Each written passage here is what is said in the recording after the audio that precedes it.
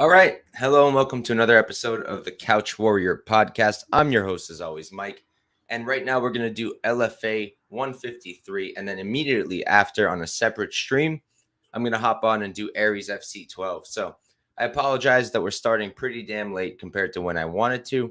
It's been a long day of doing tape. And also, my dog, who's hanging out right there, he decided to start throwing up yesterday, and today he's like dry heaving. So I'm kind of freaked out and worried about him. So gonna go to the vet with him tomorrow, and that took up some time. So without further ado, we'll hop right in. I don't love this card. I don't think there's too many spots here, and they just canceled the Oscar Oskarov fight, which I was looking forward to. So that sucks, but we'll go through it quick and see if we can find any spots. I have a few bets already that I'll tell you guys about once we're up to them. So just pulling them up. All right, let's do it. So here we've got Khatanbaatar, Khuukhenkhuu. We're going to go with Khatan. On the other side, we've got Isaiah Flores. And Khatan is making his pro debut. Both guys are. He was, let me tell you, 3-0 as an amateur. Flores 3-1-0 as an amateur. Now, Khatan is 32 years old. He's 5'8". I've got him at One Team Fighting Center. Flores on the other side, he's also making his pro debut. 5'8", don't have his age. He's training at a Rufus Sport MMA Academy. So for this one, I mean, I really can't tell you much. I could not find tape on Khatanbaatar, unfortunately. He fought in this one promotion, and I was able to find their full stream, but couldn't find him in it. Maybe I need to go back. I was in a rush, and I can find it. And if I do, I'll update it on Twitter. But right now, I don't have any tape on him, so I can't really tell you guys anything about him. And on the Flores side, he's just all right. I don't really like much about him. He's all right in every aspect. He ended up getting a finish in his second to last fight, I think, or possibly even his first Ami fight. I don't remember off the top of my head. But in the fight that I was watching, he was just kind of getting beat up. And then the other dude got exhausted, and he picked up the finish at the end. So, again, not enough info. I got to think they're trying to set up this tough-looking fella in Khatanbaatar, but I can't tell you guys anything. Can't tell you to pick a side. He's currently sitting at minus 285, plus 225 on Flores. I have to imagine he's the side, but I'm not going to sit here and parlay him without seeing his fights. All right, for this next one, we're probably not going to spend much time on it either, because this is a weird matchup. We've got Brandon Johnson versus Tristan Overig. Johnson is 4-2-0. He's 44 years old, 6 feet tall at the 77-inch reach, training out of Team Cologne MMA. Overig, he's 4-1-0, 23 years old, so he's literally 21 years younger. I'm sure this has happened before, but I don't remember the last time we had an age difference like this. So pretty crazy to me. And he's also 6 feet tall. Don't have his reach. Now, I tried to pull up the tape on both of them. I found some stuff, but let's talk about this. So Johnson, not only is he 44, but the last time the guy won an MMA fight, it was 2007. And then he lost in 2007, the next fight. And then he didn't fight until 2021, where he honestly fought a pretty tough dude. Guy was like 4 or 5-0 at the time. And they were kind of just stuck in the clinch for most of it until he ended up getting taken down and finished. But the guy he lost to is 8-0 now. He fought Joel Bauman in bare knuckle and got finished. Didn't really look any good there. Striking just looks really bad. He tries to jab at least, but he's pretty hittable. He looks strong in the clinch. He's holding strong opponents up against the fence.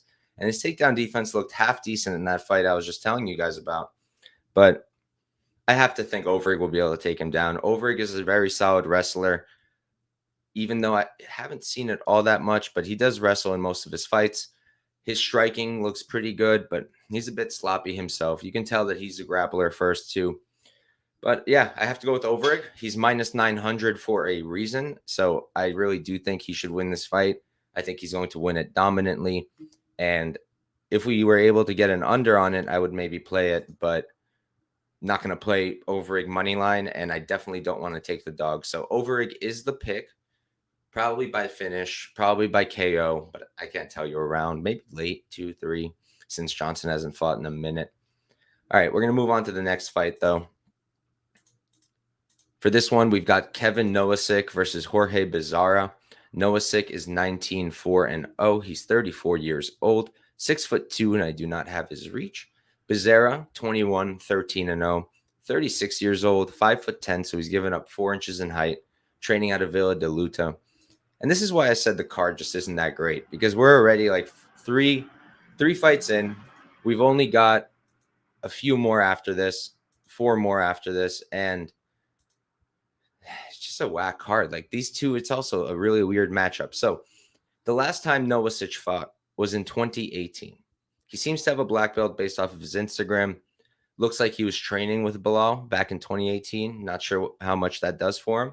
And he was on The Ultimate Fighter in 2012, but lost literally in the first round of the fights. On the other side with Bezerra, he hasn't fought since 2019. So he also hasn't fought in a minute. And you look at him, he's got 34 fights. You know how many decisions he won? 1. He's won 1 decision. Whereas we have seen Nowacyzk win decisions. Now, in terms of skills, they're both very similar. Look at the subs, right? You got 10 submission wins for Nowacyzk, only 2 KO wins. You've got 18 submission wins for Bezerra, only 2 KO wins as well. But he's been knocked out 6 times. He's pretty damn hittable, I'll say that. And he looks very limited on the feet. Like I said, both guys are going to look to grapple. Both guys are going to try to get on top of each other. I thought that the Nowacyzk fight against Capel was pretty decent. Capel, he's not like ever going to be a super high level guy, but he's a solid journeyman. And for the most part, he completely out-grappled Capel, took his back, out-wrestled him. Now, Capel did end up taking his back, I believe, in round 3, and Nowacyzk does slow down towards round 3. But overall, I do think he's just a better guy here. I do. I think he should be able to get the takedowns. He just should be very careful on the ground. And on the feet, like, yeah, maybe he's slightly better, but I don't think that it's really the move. Because I think both guys suck. So I really don't think much of their striking. I mean, suck in the striking. I don't think they're terrible fighters. They're not high level, but I guess the pick is going to be Nowacyzk. He just seems to be the better guy. He's going to have the height advantage here. But I can't play him at mine. What is it? I'll pull it up right now. Nowacyzk, he's minus 450, opened minus 600. If I did anything, it would be taking a dog shot with Bezerra, just because of what I just said, that they match up very similar. Everything they do is very similar to one another. And I just think Nowacyzk does it slightly better. But at a price like this, can you trust him after being out since 2018? I sure don't think so. So Nowacyzk is the pick. I would not parlay him. If you really need a play on here, I think Bezerra for like a quarter unit or so, or like a third of a unit, isn't a bad play. Keep it small. You could still win a unit back. And that's really all I would do if I played this. I'm not going to. My guy Mushroom in the chat. What's good, brother? I believe Mushroom made his YouTube debut today. So if he did, make sure to go check that out. Hit him with a subscribe and follow him on Twitter. He was on my show last night with our guy Brandon. Not last night. Yes, last night. And that was dope. We broke down the UFC card from the bottom up. So make sure to check that one out. And now we're going to move on to the next fight. Oh, no, I got my notes mixed up. Turner. Here we go. All right, so this is another one where I really cannot tell you guys much. I apologize, but I'm not going to sit here and make things up for you. If I think that there's not enough information, I'm going to be very honest. I couldn't find a bit of tape for Lovrich. He has one LFA fight. It was on the prelims, and LFA is so annoying with allowing their prelims to be found. Some cards, you can find it super easy. Sometimes you can find it on Facebook or Instagram. But overall, they've made it so hard for no reason. And I can't fathom why. So I could not find any tape for Lovrich. I can't tell you anything about him. He's 7-1-0 as an AMI. That's good. Trains at Midwest Training Center. That's good. But he's got 2 sub wins. Never been submitted. Never been finished in any form. Only 2 pro fights, though. As for Turner, I like Turner. I like Turner a lot. I'm pretty sure I bet him in the Jacoby Jones fight. And he got beat pretty handedly there. But Jacoby Jones is not Lovrich, and Lovrich is not Jacoby Jones.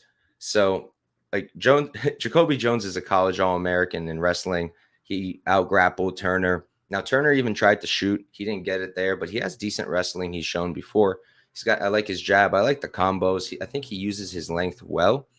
So unless Streaker is some kind of high level wrestler or he has some kind of crazy power, I have to think Christian Turner, this is a setup fight for him to come back. But look at the Tapology votes, 67% Lovrich. Maybe I'm missing something. So I'm going to try a little harder to pull up some tape. It's not that Turner is even really playable. He's minus 305. He opened minus 155. I would have loved to get that, but it looks like that was there for all of 10 minutes. So unfortunately, I couldn't do that. And I did see him at like minus 250, but I didn't think it was worth playing. I agree. He could definitely use some work in BJJ. It's just, this is Lovrich good in the BJJ department? I don't know because I can't find anything on him. If any of you guys do know where to find some tape on Lovrich, please swing that my way. That would be very dope. But I'm going to have to look into it more if I want to find some tape. Now we're going to move on to this next fight, which honestly should be pretty interesting. For a second here, I thought I was going to hit Martinez because she's currently the underdog and opened as the favorite. And I do remember her having some good success in her last fight. But then I remembered like why I was hesitant on her in the last time as well. So let's introduce them real quick. We got Rachel Martinez versus Alandria Brown. Martinez is 1-0, undefeated as a pro, 31 years old. She's 5'2" with a 62-inch reach. And we're going with Intercept MMA. On the other side, you've got Alandria Brown, 2-1-0. She's 28. She's 3 years younger. Same height. I do not have her reach. And she's training out of CSW Training Center. So for this one, when you look at Martinez, she looks pretty out of her comfort zone in the striking. I feel that she's clearly a wrestler. She literally fights in a wrestling singlet, so it's pretty clear what her game plan is. It's just the striking is really holding me up. I feel like she's growing there. She looks better than in her amateur stuff, but she's got a nice punch to the body, kick combo.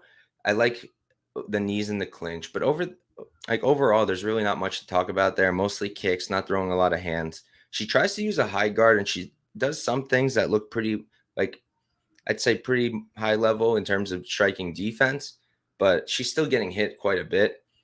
Now, her wrestling is great. It's great single leg, strong top control, really great transitions. She was able to finish her opponent in a crucifix position in her last fight. So she's very good in terms of the grappling. It's just the striking is holding me back. Now, on the Brown side, I kind of like her striking, but she's not doing it much either. So it's hard to tell. She seems very hittable herself. She's got a good jab. The combos look decent. She likes to work in close. When she fought Trillo, I think most of the fight was against the fence, and she really didn't do much with it, which wasn't a great look. And Trillo was just beating her up in the clinch. She went for a few takedowns, couldn't get them. Her last fight, she got a rear naked, and I can't watch that fight, but I imagine she probably got the takedown there. But again, that's just a guess. She does have 2 sub wins. One of those was that last fight I just spoke about. But to me, it seems that she's also a wrestler. She says she has a catch wrestling background. And if that's the case, if she can use that defensively against Martinez, while I don't rate either woman that highly as a striker, I think Brown is probably the better striker. And I think that's why the line has been moving so much. Brown actually became the favorite when she opened up at plus 170. So I think a lot of people are seeing what I'm seeing in that Martinez can dominate if she goes to the ground. But if she's stuck on the feet, it could be a problem. And she's fighting someone who has grappling of her own and may be able to use that defensively to keep it on the feet. The pick. Oh, man. The pick. I guess I'll go with Martinez. I'm not willing to put my money where my mouth is. That is not a confident pick. If she can't get the grappling going, I am concerned for her. The odds really did tempt me. I'll say that because she's minus 105. She was plus 100 like a few hours ago. And I was very, very tempted on playing it. It's just, again, the striking is what held me back. So I will pick Rachel Martinez. I will pick her by decision, but no play for me here unless for some reason more money goes on Brown and we get Martinez like plus 150. I'd play that. So we're going to move on. Martinez is the pick. And we're going to talk about someone I like a lot who was on the Contender Series. we've got Josh Streaker versus Ahmad Suhail Hassanzada. Streaker is 8-5-0. He's 31 years old, 6'1" with a 72-inch reach. And I could not confirm a different camp. Oh, I actually could. He's at Jackson Wink. Hassanzada, 9-2-0, 27 years old. He's 6'1" with a 75-inch reach. So he has a 3-inch reach advantage. Training out of Team Alpha Male. Now, I believe it was his last fight against Sadyakov. No, what's his name? He's fighting this weekend in the UFC against my guy Evan Elder. I'll pull it up real quick. Nazim Sadyakov. He fought him on the Dana White's Contender Series. And while first off, he got hit with a spinning kick to the body really quickly, right in the beginning of the fight. Got knocked down with that. And then from there, Nazim got a ton of damage onto him. But he had his moments in the fight, Hassanzada. I think that his striking is very solid. I like his striking at range. I like the combinations. I like that he does use a jab. And he can mix in this wrestling. While he couldn't really use it all that much on Nazim, he did get it off a little bit. So I do think he can wrestle here, because you look at Streaker, he got taken down by Dakota Bush very easily. I do rate Dakota Bush as a better grappler than Hassanzada. So maybe he won't be able to take him down so easy, but I have a feeling that he will be able to take him down. And on the feet, I think he's going to mess him up, because Streaker, he's a 4th degree black belt in Taekwondo. But if that's true, it's really not translating to MMA, like, at all. He has his hands down low, which means he's super hittable, especially against a long guy like Hassanzada, and with a reach advantage in Hassanzada. And his own striking seems kind of labored. He's a bit loopy. He looks decent in the pocket, but that's really it. I'm not positive why so much money is coming in on Streaker. I felt like Hassanzada was probably the rightful heavy favorite. Now you've got Hassanzada minus 278. If it gets much lower, I might get there. I think he should really win this fight. I think he should win it pretty dominantly. I don't really see what Streaker has for him here. Yeah, the Streaker line got smashed, but I just wish I knew why. Clearly there's big money on it, but I don't personally understand it.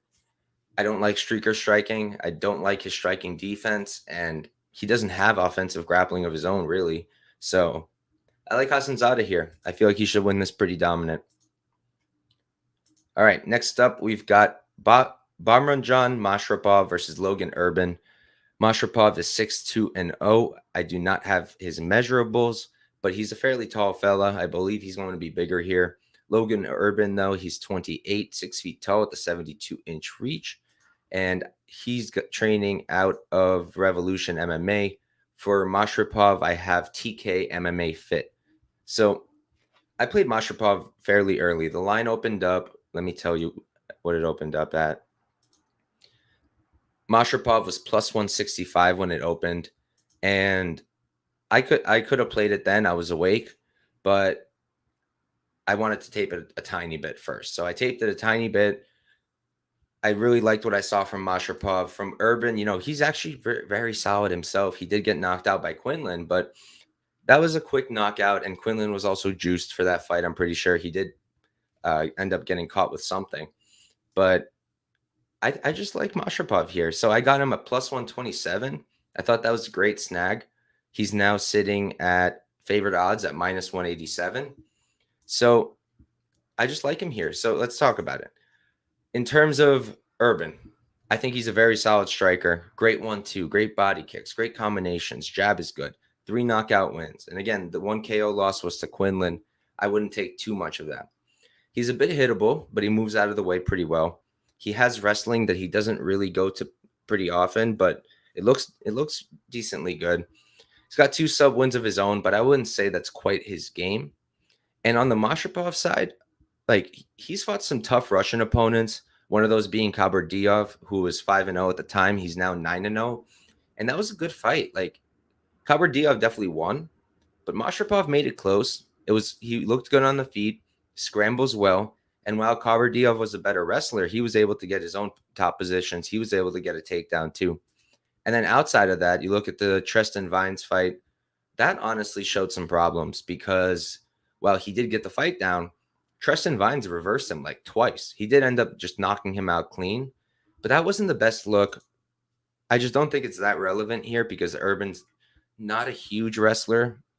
And I think if anyone's going to go to that wrestling, it's probably going to be Mashrapov. He's got really nice throws, so I do like him here.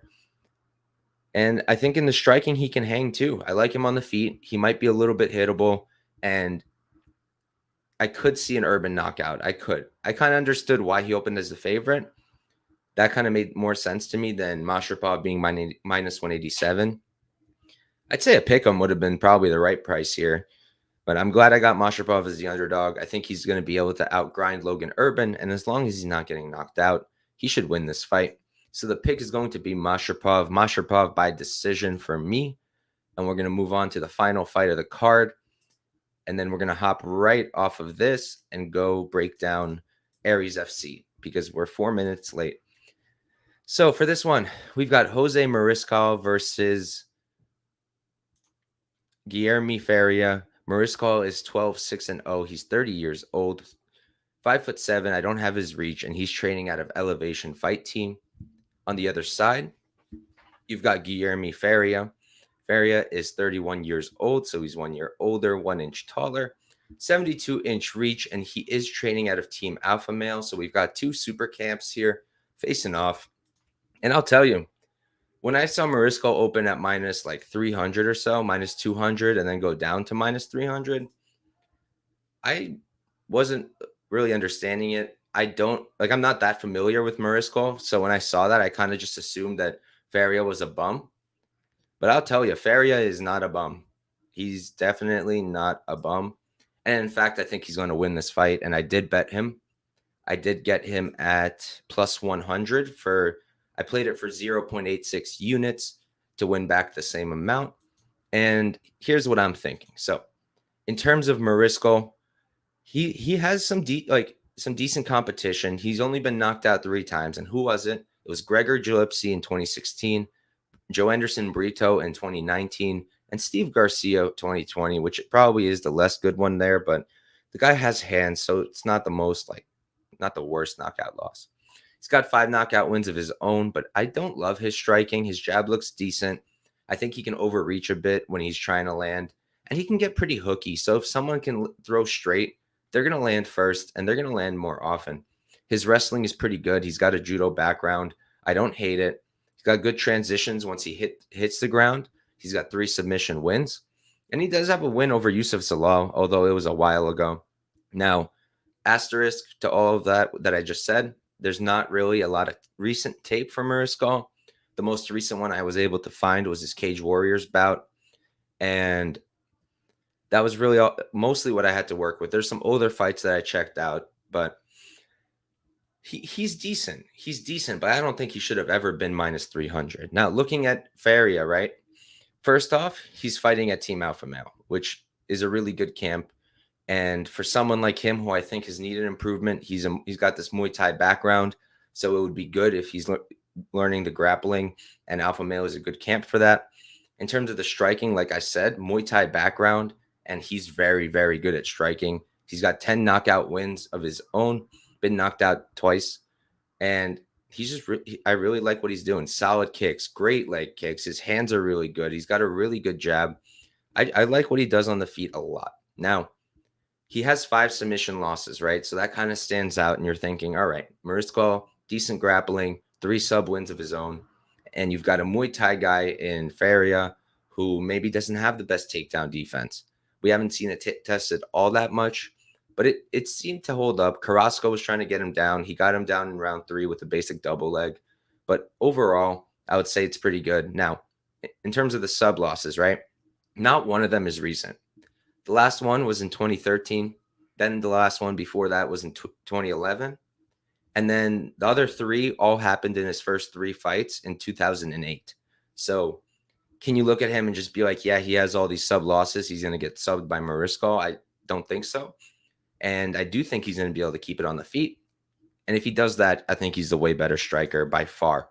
So I did keep it small because I do not know fully what the takedown defense of Faria is going to look like, but I like it enough where I'm confident enough to play it a bit, especially at plus 100. And like I said, it was 0.86 units I played. I think he'll definitely outwork Mariscal on the feet. It's only going to come down to the grappling here, in my opinion. And in my opinion, I think Faria is going to be able to handle it. So he's the pick. He is the play. If I had to pick a method, let's go with knockout, maybe round 3. But that's going to be it for me. So only 2 plays for LFA are Faria plus 100 for 0.86 units and Bahromjon Mashrapov plus 127 1 unit. And that's it, guys. That's LFA 120. What is it? 153. And we're going to move on to Aries FC. It's on a separate stream. It's on my YouTube. I'll throw it on Twitter right after we get off of this. And we'll break down Aries FC and then go to sleep. So peace out, guys. I appreciate all of you. Appreciate you guys. Mushroom, Jay, always saying smash the like button, run up the likes. I appreciate you guys. Have a good one. Hopefully I'll see you in a few minutes in our Aries FC breakdown.